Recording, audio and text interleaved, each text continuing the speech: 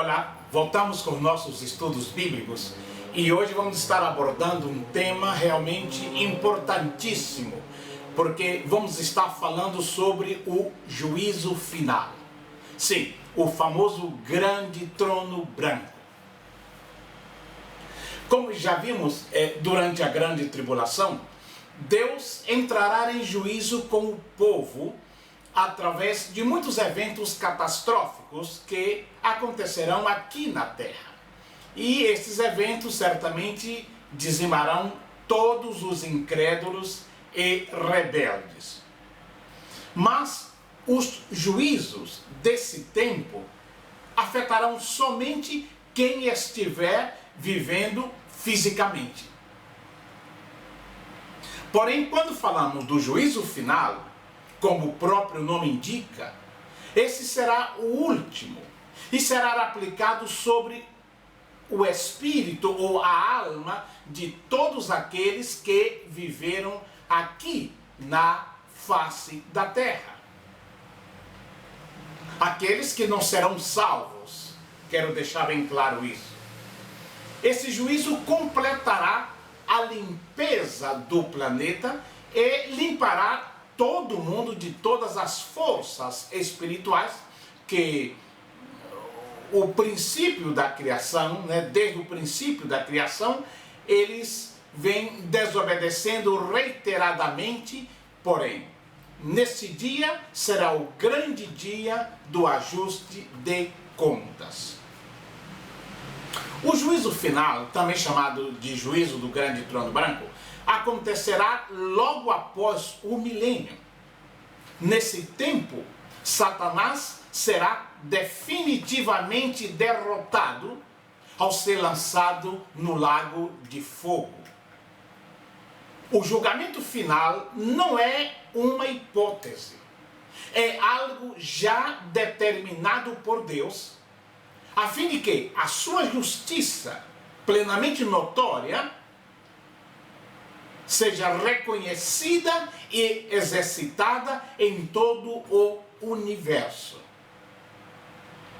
Este será o último juízo de que a Bíblia relata.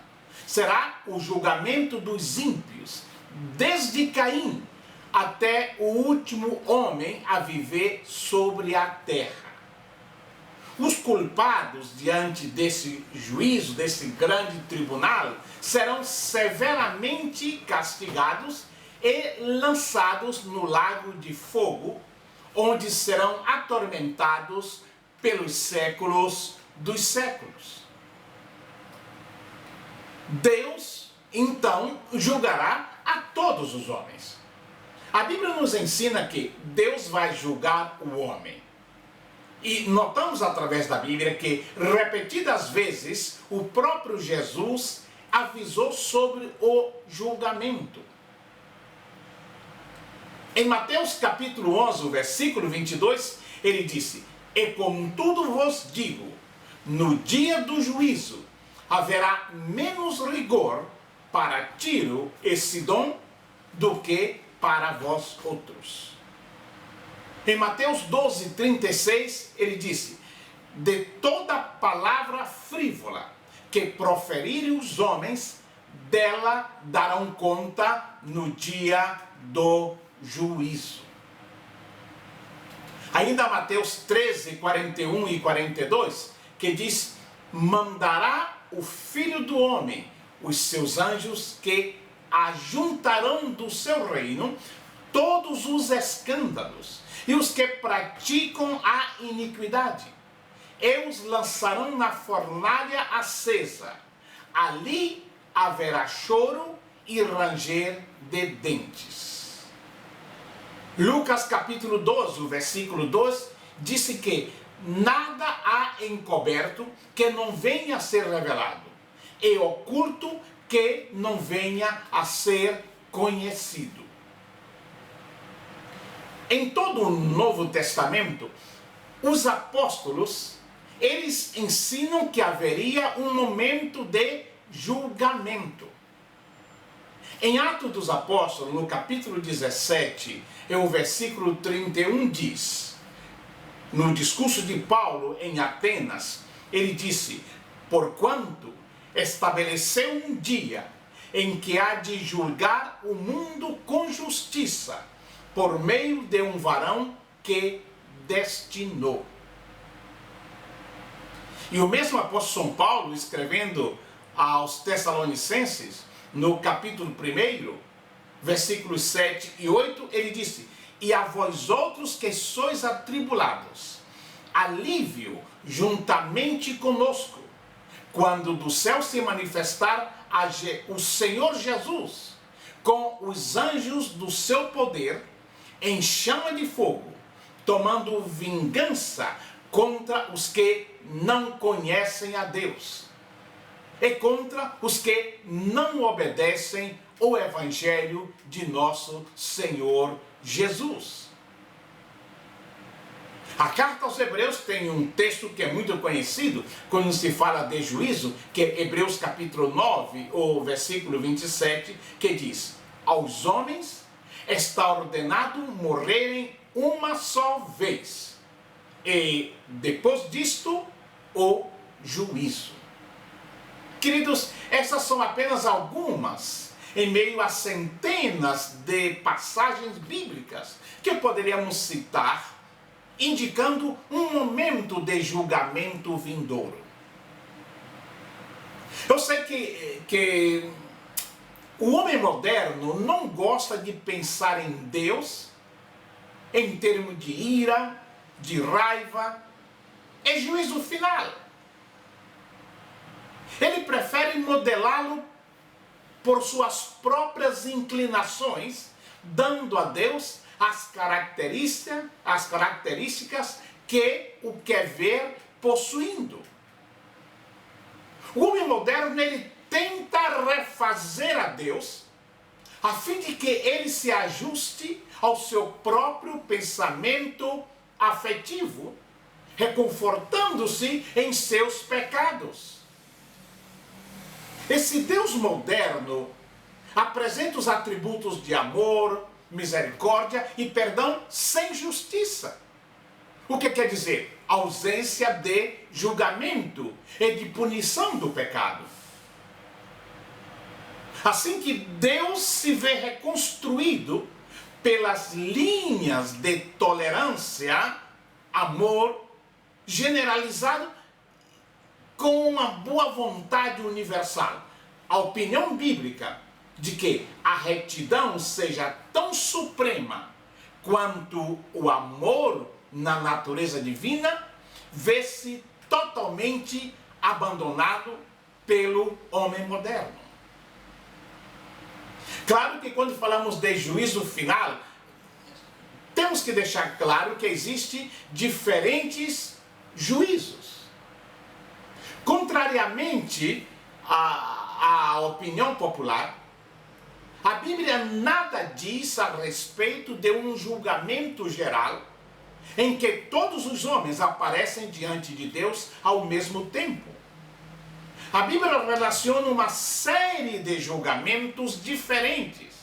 E assim, por exemplo, há um julgamento que se fará dos justos, dos retos, diante de Cristo. Em 2 Coríntios capítulo 5, no versículo 10, nos fala sobre ele, que é o tribunal de Cristo, que é um julgamento só para os salvos, que é um julgamento onde não haverá condenação. Há o segundo julgamento que a Bíblia menciona, que é o julgamento das nações. Mateus capítulo 25, versículo 31 a 46. Esse julgamento das nações será antes do milênio e depois da grande tribulação. E por último, a Bíblia fala do julgamento dos mortos iníquos no grande trono branco, que é o juízo final que nós vemos em Apocalipse, no capítulo 20, versículos 11 ao versículo 13. Então, tais julgamentos de assuntos diferentes, em momentos diversos e para fins distintos, formam um quadro composto de juízo que está muito claro pela revelação que nos dá a escritura profética através da instrumentalidade dos servos de Deus. Assim que justiça, misericórdia e amor, essas três palavras emblemáticas, leva a que muitos venham a dizer que o julgamento não é coerente com a justiça, com a misericórdia e com o amor. Mas afirmam-no não por não entenderem a natureza de Deus. Recusam-se a aceitar a revelação da natureza de Deus encontrada na Bíblia. Nós dizemos que o julgamento é coerente com a justiça, pois esta exige a pesada na balança, e sem o julgamento seria impossível que isso acontecesse. Quando o profeta Jeremias, em Jeremias capítulo 23, e o versículo 5, ele disse: rei que executará o juízo e a justiça na terra. Aqui nesse texto nós observamos que ele colocou esses fatores em justa posição. A justiça é impossível sem o julgamento. A lei não pode existir sem uma penalidade. A razão nos diria que haverá uma época na qual os Hitlers, os Eichmanns, os Stalins e tantos outros terríveis serão levados a prestar contas de seus atos diante de Deus. De outra maneira, não haveria justiça no universo. Assim que o julgamento é coerente com a misericórdia. O Deus que fosse misericordioso deveria agir na misericórdia conforme os padrões da justiça e retidão. Assim que o julgamento de modo nenhum colide com a misericórdia, pois se esta deve ser utilizada, o julgamento deve ser uma parte da ordem divina. Ser misericordioso sem ser justo é uma contradição. E Deus não se contradiz. O juiz que ministra a justiça, ele deve basear seus atos na lei. O rompimento da lei exige punição e demonstrar misericórdia diante da lei transgredida é destruir a ordem e criar o caos. Totalmente contrário à natureza de Deus. A misericórdia é a qualidade que não pode esquecer ou negligenciar o princípio da lei. Não sendo uma atitude universal em todos os casos da lei transgredida, mostra-se como destruidora da ordem. Assim que o juízo final, como os outros juízos, Tribunal de Cristo, juízos das nações, está coerente com a lei divina, está coerente com o amor, com a justiça e a misericórdia de Deus. Agora vem a pergunta: o que acontecerá nesse julgamento? Bem, essa pergunta, o que acontecerá neste famoso julgamento? Primeiro, ocorrerá a segunda ressurreição. Apocalipse capítulo 20, versículo 5 diz: mas os outros mortos não reviveram até que os 1000 anos se acabaram. A primeira ressurreição se deu quando Cristo arrebatou a igreja antes da grande tribulação. E esta ressurreição foi para a vida eterna. Mas a segunda ressurreição será para condenação eterna. Será a segunda ressurreição, a dos mortos ímpios. E vai acontecer justamente depois do milênio, para que todos compareçam diante do grande trono branco e recebam a condenação pelos seus pecados, como está em Apocalipse capítulo 20, versículo 5 e versículo 6. A primeira ressurreição, então, será para a vida eterna com Cristo. E a segunda ressurreição será para a condenação eterna. O profeta Daniel, em Daniel capítulo 12, versículo 2, ele diz: "E muitos dos que dormem no pó da terra ressuscitarão, uns para a vida eterna, e outros para vergonha e desprezo eterno."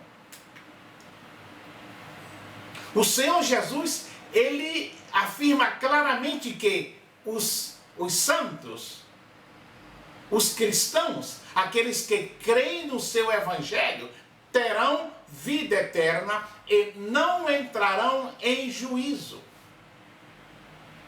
No Evangelho de São João, no capítulo 5, no versículo 24, Jesus diz: em verdade vos digo, quem ouve a minha palavra e crê naquele que me enviou, tem a vida eterna. Não entrará em juízo, mas passou da morte para a vida. Assim que o dia do juízo vem. E Apocalipse, no capítulo 20, do versículo 11 ao versículo 15, descreve como será esse dia do juízo final. O texto nos diz: "E vi um grande trono, eu que estava sentado sobre ele, de cuja presença fugiu a terra e o céu, e não se achou lugar para eles.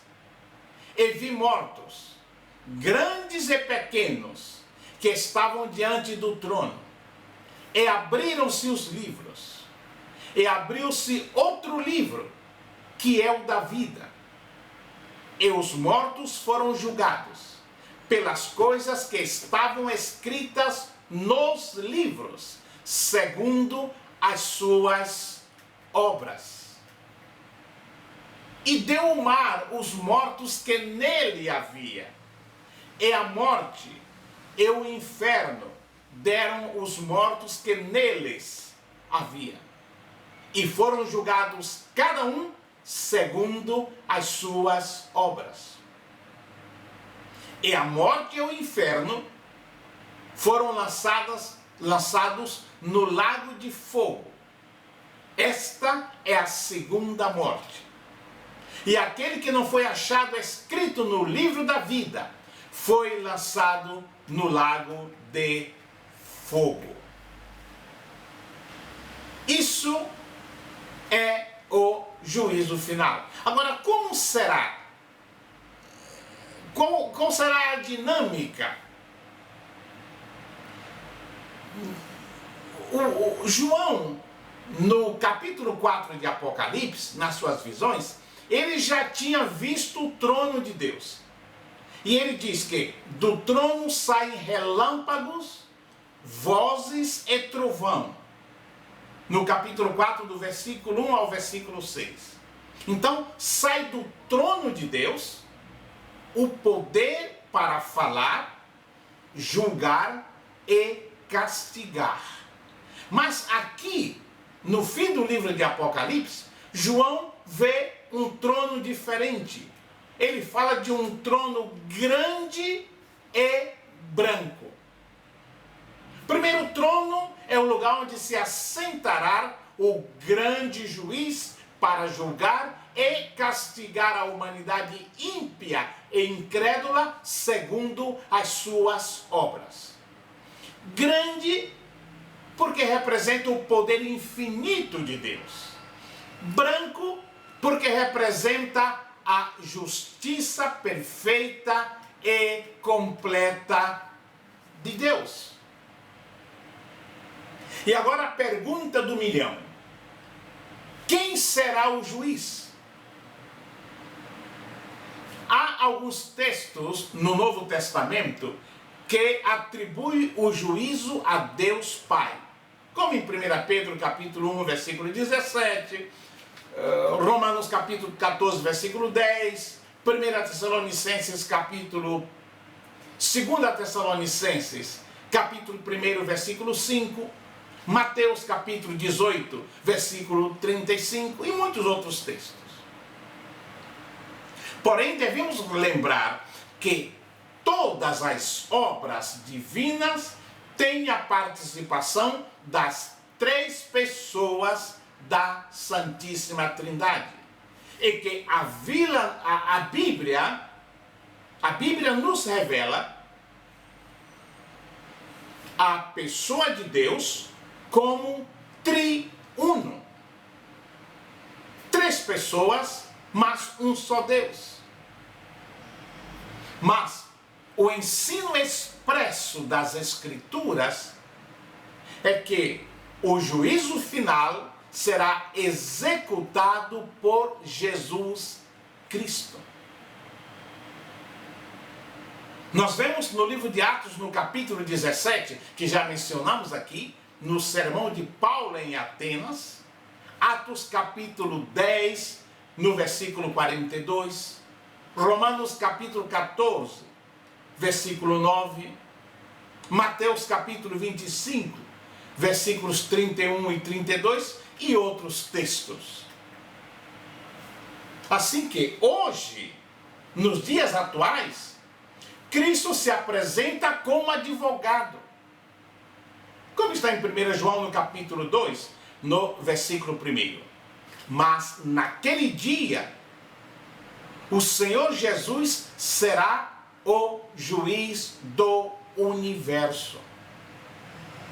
Ele se assentará no grande trono branco para julgar. Se hoje alguém aceitar reconhecer a Jesus como seu Senhor e Salvador, terá ele como advogado. Mas se rejeitar, o terá um dia como juiz. Sim, como juiz, diante do grande trono branco. Agora, onde será esse grande julgamento? Qual será a sua localização? O versículo 11 de Apocalipse 20 diz: fugiram a terra e o céu, e não se achou lugar para eles. Assim que este trono não está na terra, como o julgamento das nações, nem nos céus. Mas esse julgamento cremos que será realizado em algum lugar no espaço.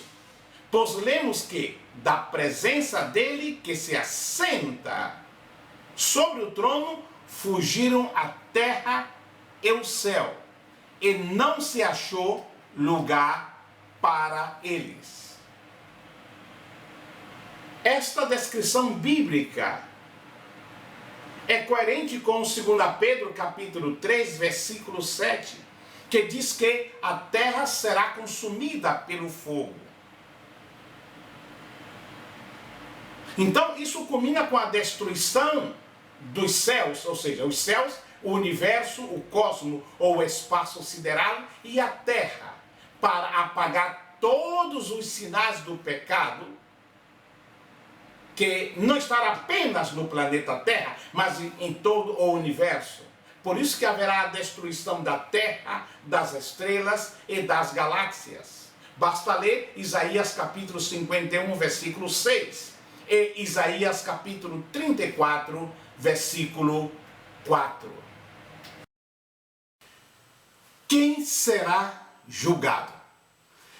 O texto de Apocalipse capítulo 20, o versículo 12 diz: E vi os mortos, grandes e pequenos, que estavam diante do trono.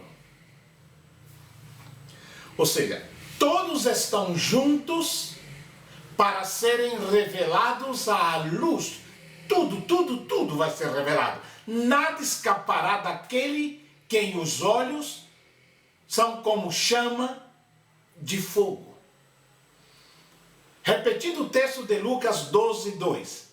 Mas nada há encoberto que não haja de ser descoberto, nem oculto que não haja de ser revelado. De onde virão essas pessoas? Vêm do mar, da morte e do inferno. O mar, a morte e o inferno deram os mortos, como diz o versículo 13. Os mortos que estavam com a morte e com o inferno, enfim, todos os mortos que não fizeram parte da primeira ressurreição, irá comparecer à presença do Senhor. Os ímpios sairão do inferno para serem julgados.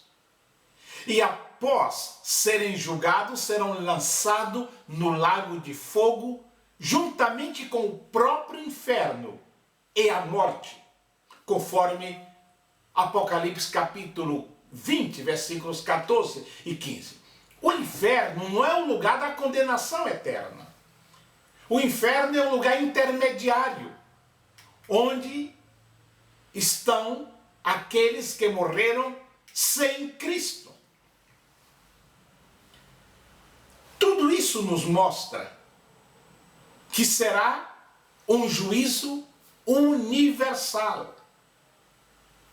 A Bíblia nos ensina que o homem é tão rebelde contra as leis de Deus que algum dia vai querer lutar contra o próprio Deus. Isso no fim do milênio. Esse será o último grande conflito.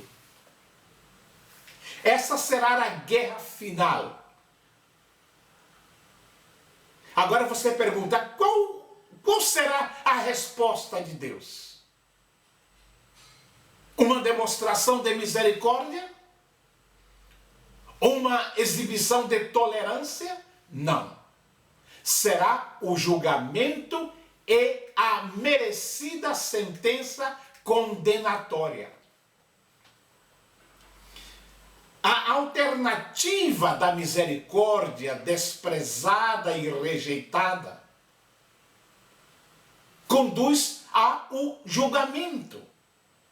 Ou seja, Deus ofereceu o seu amor e misericórdia e perdão ao homem ali da cruz. Dali da cruz, Deus dizia, eu vos amo, apesar de todo o desastre de sua vida. No entanto, quando aquele amor se vê deliberadamente rejeitado, a única alternativa é o julgamento. Por isso que vem o juízo final. E qual é a base para o julgamento? Será o julgamento de obras. E isso significa que todos os que serão julgados diante do grande trono branco serão condenados, porque todos que ali comparecerão serão pecadores. O crente será julgado no tribunal de Cristo, conforme já vimos em 1 Coríntios capítulo 3, versículos 13 e 14. Mas os descrentes, os ímpios, darão conta de suas obras, bem no plural, referindo-se aos seus pensamentos e ações a serem julgadas pela santa lei de Deus. Quero dizer que as boas obras de um homem não podem salvá-lo, pois elas não podem comprar o perdão, nem sequer apagar um dos seus pecados. Eu sei que muitos até vão parecer pessoas boas, até parecem ser cristãos, porque até fizeram algum trabalho para Deus. Mas o texto de Mateus capítulo 7, versículos 21 e 23 é muito claro. O texto disse: nem todo o que me diz Senhor, Senhor, entrará no reino dos céus, mas aquele que faz a vontade de meu Pai, que está nos céus. Muitos me dirão naquele dia: Senhor, Senhor, não profetizamos no teu nome? Em teu nome expulsamos demônios? Em teu nome não fizemos muitas maravilhas? Então lhes direi abertamente: nunca vos conheci. Apartai-vos de mim, vós que praticai a iniquidade. Assim que será um julgamento completo, significa que nada, absolutamente nada ficará oculto. O texto de Eclesiastes capítulo 12, o versículo 14 diz: mas porque Deus há de trazer a juízo toda obra, inclusive tudo que estiver encoberto, quer seja bom, quer seja mal. Agora, qual é a necessidade desse juízo final?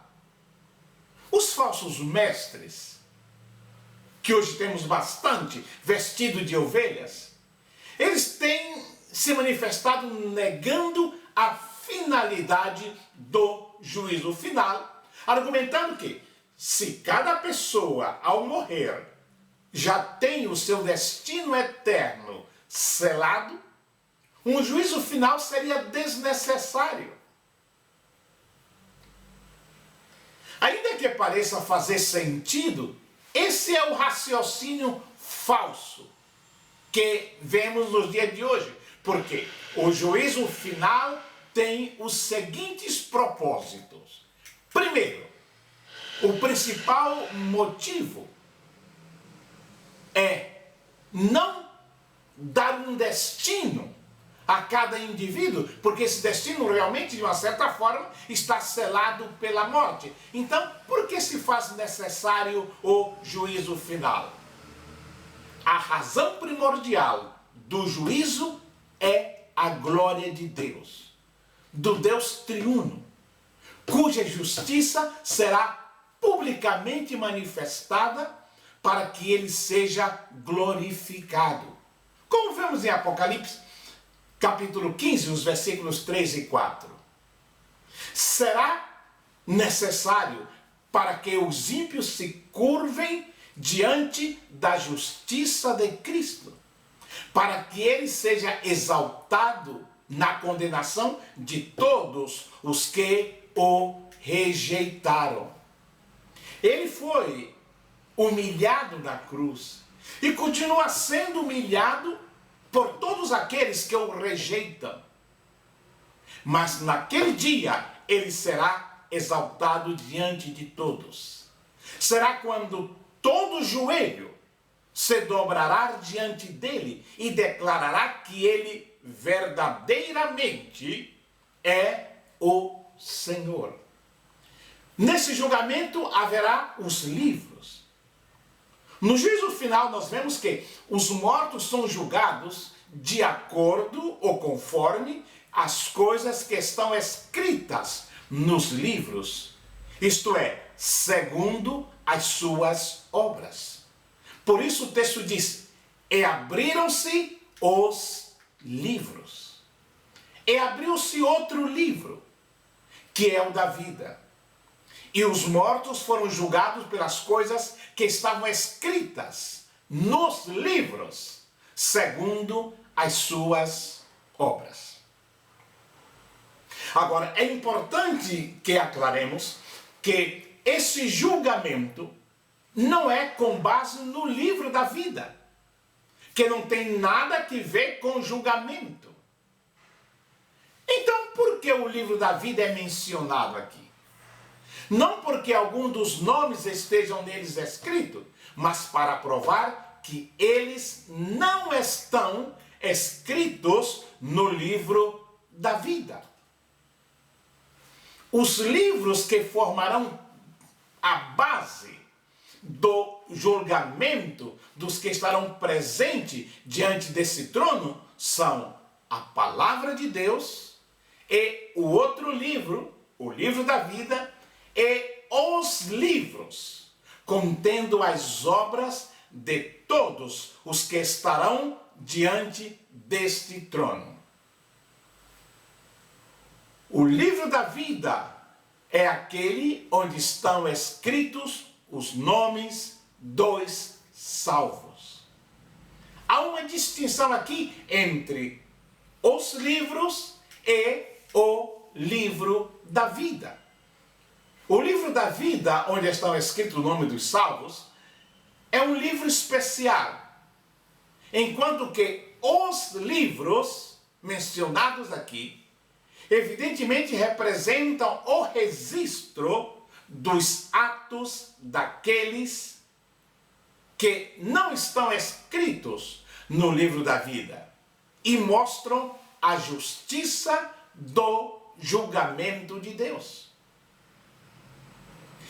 Nos registros judaicos dos israelitas, quando alguém morria, o seu nome era riscado da lista que as autoridades guardavam e que se supunha compreender somente os nomes dos vivos.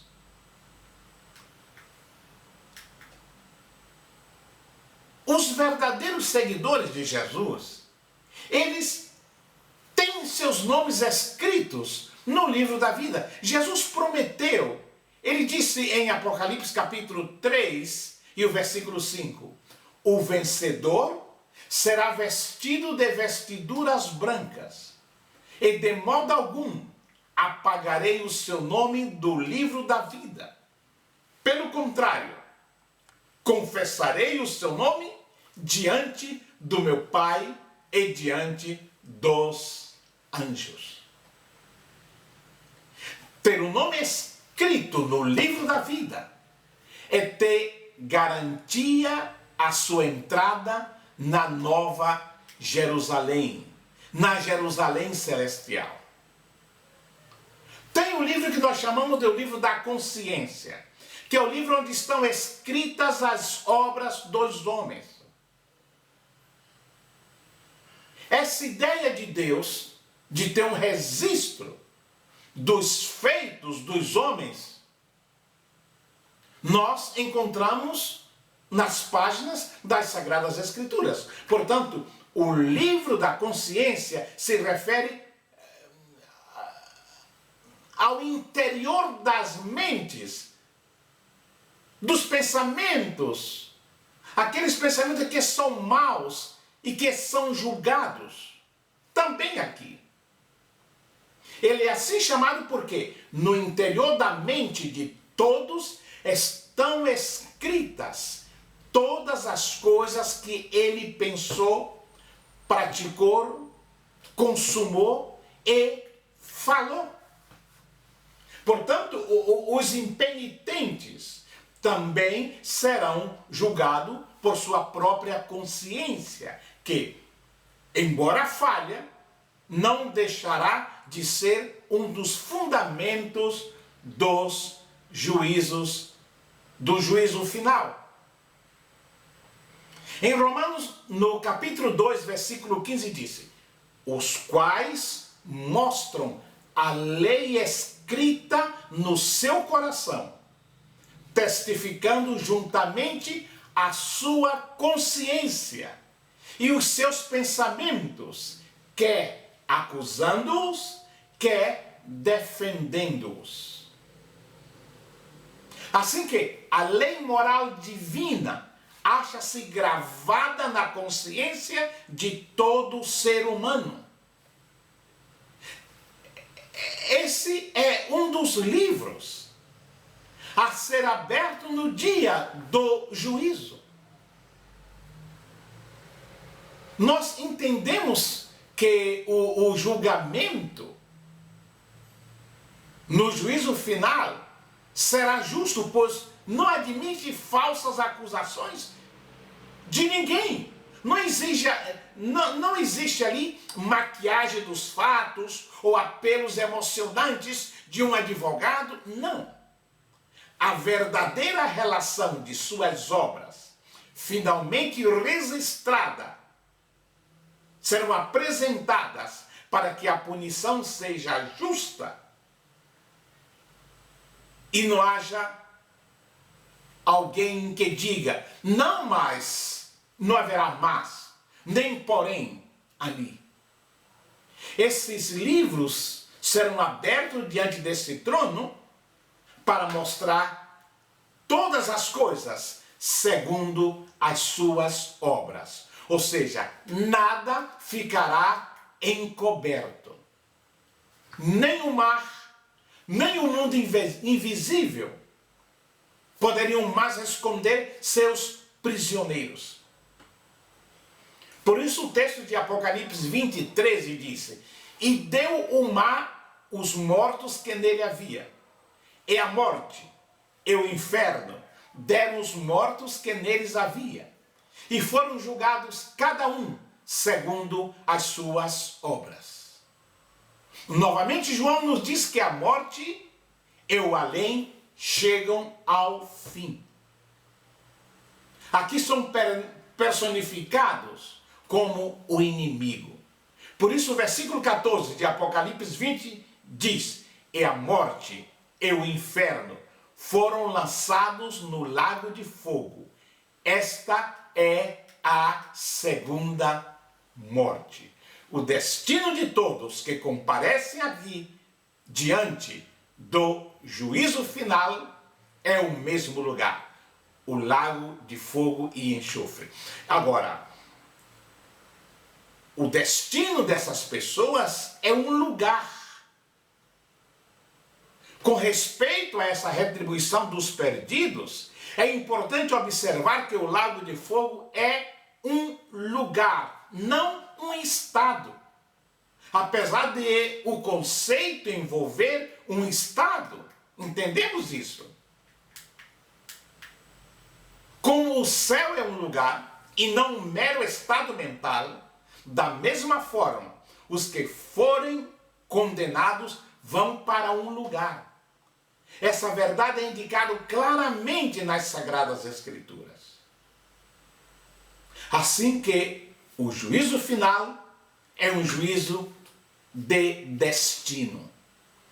É um caminho sem volta. Por isso que nós, os cristãos, não passaremos por ele.